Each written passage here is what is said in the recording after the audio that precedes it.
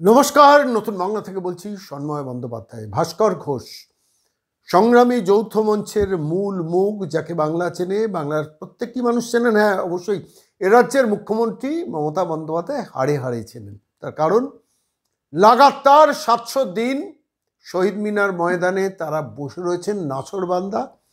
সরকারি কর্মচারীদের প্রাপ্য অধিকারটা আমাদের পেতেই হবে, দিয়ে আমাদের আদায় করতেই হবে, এবং অবশ্যই যারা কন্ট্রাকচুয়াল কর্মী তাদের স্থায়ীকরণ করতেই হবে।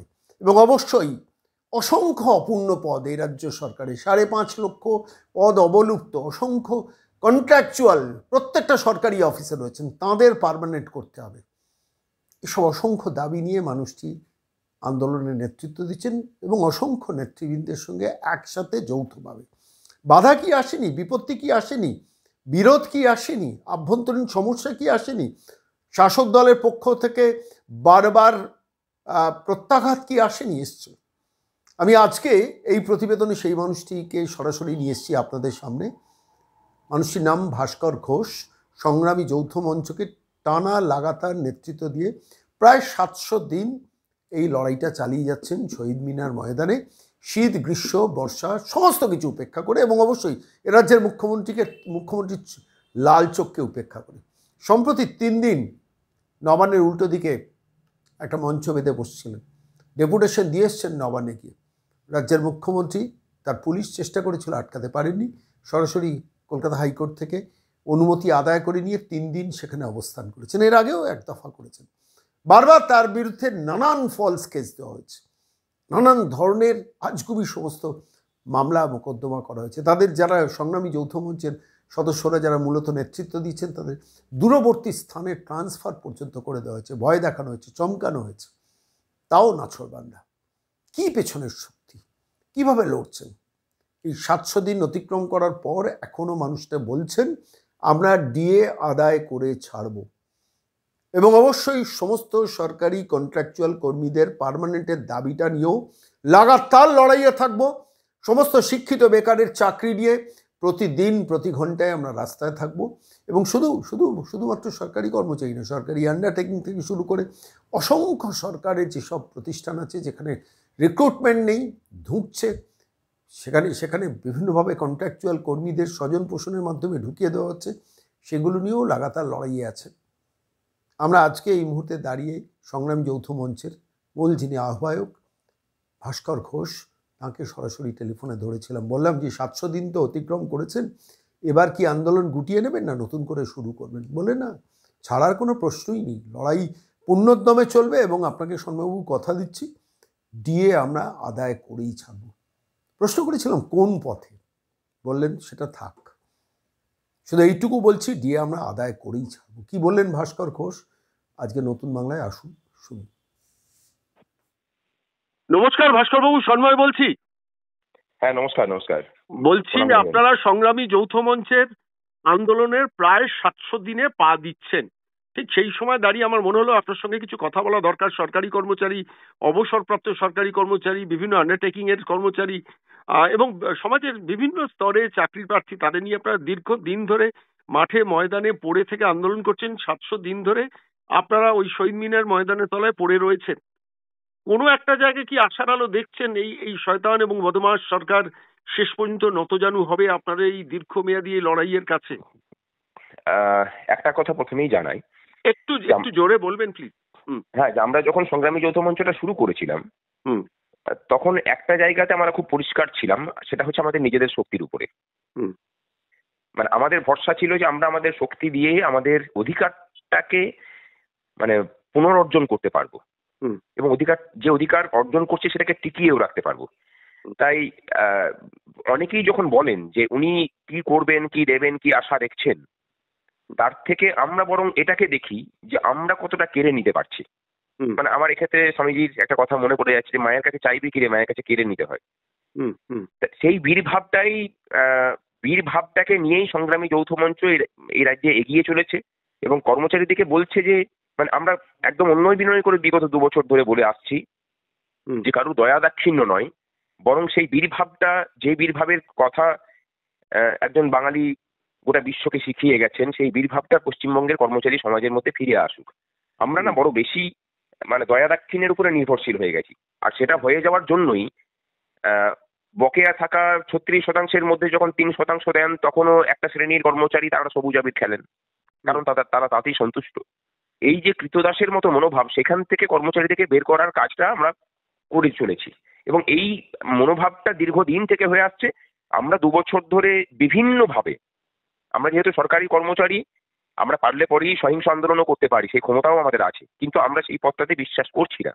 আমরা এখনো পর্যন্ত মনে করছি যে গণতন্ত্র মানুষকে যে ক্ষমতাটা দেয় সেটা হচ্ছে প্রতিবাদের ক্ষমতা এবং প্রতিবাদের অধিকার। সেই অধিকারটাকে ভরসা রেখেই এই স্বৈরাচারিনীর বিরুদ্ধে আমরা লড়াইটা কিন্তু চালিয়ে যাচ্ছি। সেখানে কোনো সময় অনশন হয়েছে, কোনো সময় ধর্মঘট হয়েছে, কোনো সময় কর্মবিরতি হয়েছে, কোনো সময় সিটিং ডেমনস্ট্রেশন হয়েছে, আর তার সাথে লাগাতার শহীদ মিনারের পাদদেশে আদালতের অনুমতি ক্রমে আমরা প্রায় 700 দিনের কাছাকাছি হতে চললো আমরা লড়াইটাকে চালিয়ে যাচ্ছি। এই বিগত 3 দিনই, গতকালকেই শেষ হয়েছে, 22 থেকে 24 তারিখ পর্যন্ত নবান্নের কাছে মন্দির তলাতেও আমরা অবস্থান করলাম এবং তার সাথে নবান্নে গিয়ে ডেপুটেশন দিলাম। ডেপুটেশনটা নিলেন আপনাদের হাত থেকে? মুখ্য সচিবের নেওয়ার কথা ছিল, কিন্তু মুখ্য সচিব যেহেতু ছিলেন না, প্রশাসনিক কাজে উনি দিল্লিতে আছেন, সেটা জাস্টিফাইড, অবশ্য কোনো অসুবিধা নেই। ওনার ওএসডি ছিলেন এবং হোম পাওয়ার ডিপার্টমেন্টের কমিশনার ছিলেন। তা আমরা আমাদের বক্তব্য রেখেছি, জানিয়েছি।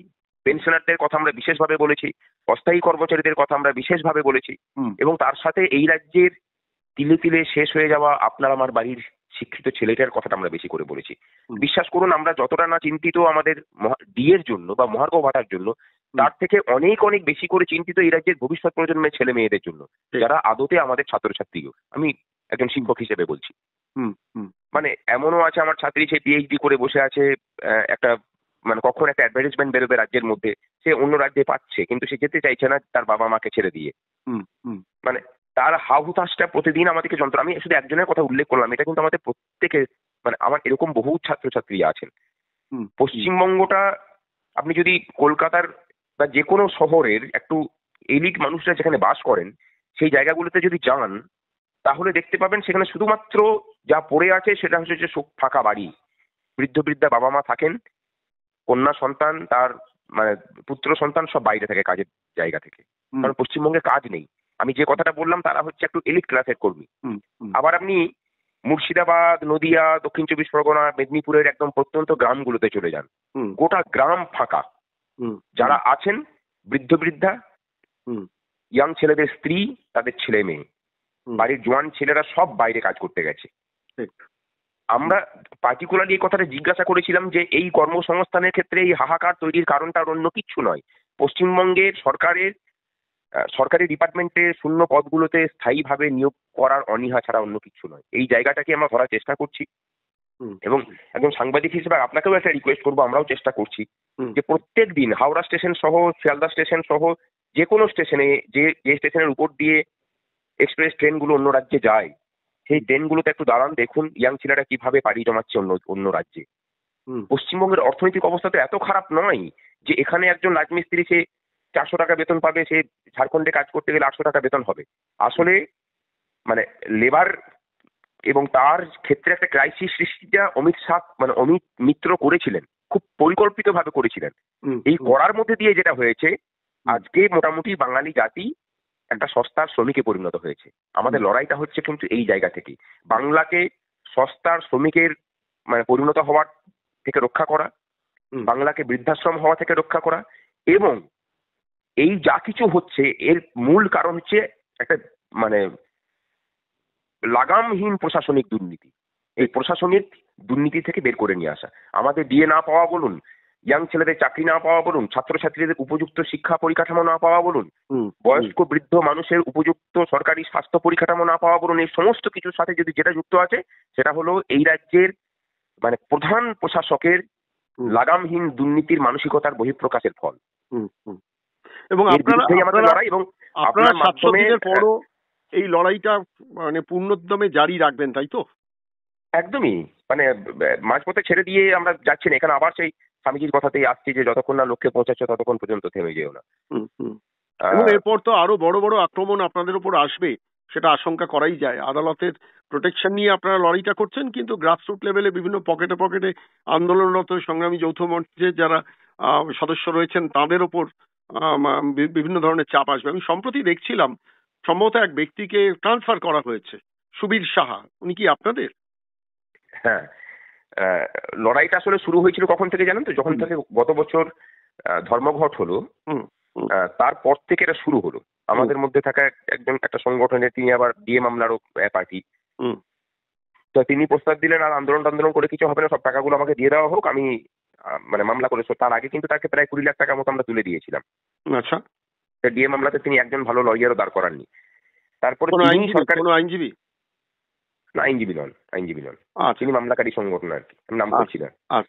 তারপরে তিনি সরকারের মন্ত্রী ব্রাত্য বসুর সাথে মিটিং করলেন, তার সাথে আরো অনেক আমাদের মধ্যে থাকা পলিটিক্যাল দলের কর্মচারী সংগঠন, তারা মিনার্ভা থিয়েটারে 9 নম্বর রুমে বসে ব্রাত্য বসুর সাথে মিটিং করে ছক সাজালেন যে ভাস্কর ঘোষের বিরুদ্ধে মামলা করতে হবে, এবং আমার বিরুদ্ধে মামলা হলো যে আমি নাকি কয়েক কোটি টাকা মেরেছি।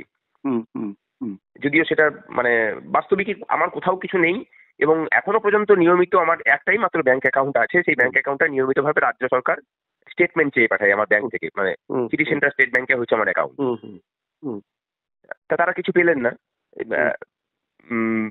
এবং আমি যেটা একটু স্পেসিফিক প্রশ্ন করছি, না আমি ওই জায়গাটাতে আসছি দাদা, যদি একটা সময় থাকে। হ্যাঁ বলুন। তারপরে পলিটিক্যালি প্রচুর মামলা হলো, এরপরে বদলি শুরু হলো। তার আগে 27শে সেপ্টেম্বরের নবান্ন অভিযানের পরে আমরাই সব থেকে বেশি আক্রান্ত হলাম। আমাদের শুভঙ্করকে জেল হলো, তাকে সাসপেন্ড করা হলো, তার বিরুদ্ধে আমরা মামলা করলাম। সেই মামলা একটা দিনের শুনানিতেই আমরা স্যাট থেকে উড়িয়ে দিলাম পুরো। স্যাটের বিচারপতি সেটাকে রায়টাকে রিজার্ভ রেখেছেন। আমাদের আরেক কনভেনার শ্রীবাস্তবাড়ি, তিনি কারিগরি শিক্ষা দপ্তরে পোস্টিং ছিলেন, এবং যে পোস্টে চাকরি করেন তার থেকে লোয়ার পোস্টের মানে অফিসারের আন্ডারে তাকে কাজ করতে পাঠানো হলো কলকাতা থেকে সুদূর পেডংয়ে শ্রীবাস্তবাড়িকে। এরপরে এলো সুবীর সাহা, আমাদের আরেক নেতৃত্ব, তাকে হুগলির ধনিয়াখালী থেকে পাঠানো হলো সুখিয়া পুকুরিতে। আলিপুরদুয়ার না দার্জিলিং, শিলিগুড়ি? না, ওটা হচ্ছে সুখিয়া পুকুরি, মানে সান্দাকপুর যেখানে আছে, সান্দাকপুর একদম গোড়ার জায়গা আর কি সুখিয়া পুকুরি, একদম সিকিম বর্ডার প্রায়, ওটা সিকিম বর্ডার। হ্যাঁ, এই হচ্ছে পরিস্থিতি। আমরা লড়াই চালিয়ে যাচ্ছি। শুভঙ্করের মামলা আমরা জেতার মুখে, সুবিধার মামলা শুনানি করবে না বলে স্যাট বলে দিল যে আমরা বেঞ্চ বসাবো না 17 দিন, এবং এই মামলাগুলোকে অনির্দিষ্টকালের জন্য পিছিয়ে দেওয়া হচ্ছে। আমরা হাইকোর্টে মুভ করে সেই মামলাকে চ্যালেঞ্জ করে সেই মামলা শুনতে তো বাধ্য করিয়েছি, উপরন্তু সুবীর সাহার মামলার উপর এখন আপাতত স্টে পড়ে আছে। একটা কথা বলুন তো, ডিএ আপনারা আদায় করে ছাড়বেনই? মানে অন্যান্য রাজ্যে যা মানে যে পরিমাণ ডিএ পান বা কেন্দ্রীয় হারে যে ডিএটা পাওয়া হয়, সেই ডিএটা কি মানে সেই ব্যাপারে কি আপনি কনফিডেন্ট? একদমই। মানে এটা নিয়ে যদি কত শতাংশের নিশ্চয়তা বলছেন, তাহলে বলবো যে 100% নিশ্চিত যে আদায় করবই, আজকে হোক বা কালকে। কিন্তু আমাদের লড়াইটা শুধুমাত্র তো ডিএ নিয়ে নয়, ডিএ পেলে পরেই আমাদের সব আন্দোলন শেষ হয়ে যায় না। কারণ এই রাজ্যের ছেলে মেয়েদের জন্য, যে ছেলে মেয়েগুলো জায়গায় জায়গায় বসে আছে, তাদের জন্য যতক্ষণ পর্যন্ত না সরকারি চাকরির স্বচ্ছতার সাথে নিয়োগের রাস্তাটা খুলতে পারছে, ততক্ষণ পর্যন্ত লড়াইয়ের মানে কোনো কিছুই হয়নি বলে মনে করবো। কালকের দিনে যদি ডিএ দিয়েও দেয়, তবুও লড়াইটা কিন্তু অসম্পূর্ণই থাকবে। মানে 700 দিনে নতুন করে জার্নি শুরু করছেন, তাই তো? নতুন উদ্যোগ প্রতিদিনই আমরা নতুন করে লড়াইটাই শুরু করি। মানে প্রতিদিনই দেখি যে একটা সরকারি একটা প্রতিষ্ঠান, যে সরকার কোনো আইন মানে না, কোনো গণতন্ত্র মানে না, কোনো প্রতিষ্ঠানকে মানে না, কোনো সংবিধান মানে না, তার বিরুদ্ধে লড়াই করতে গেলে আপনাকে প্রতিদিনই নতুন করে লড়তে হবে। কারণ আমরা জানি যে প্রতি মুহূর্তেই তিনি আমাদের উপর আক্রমণ করার জন্য উদ্যত হয়ে আছেন। বাদশাহবাবু, অনেক ধন্যবাদ। অনেকক্ষণ আপনাকে বিরক্ত করলাম। 700 দিনের পর নতুন উদ্যমে আপনারা নামুন, আমরা সঙ্গে থাকবো অবশ্যই। অনেক অনেক ধন্যবাদ দাদা।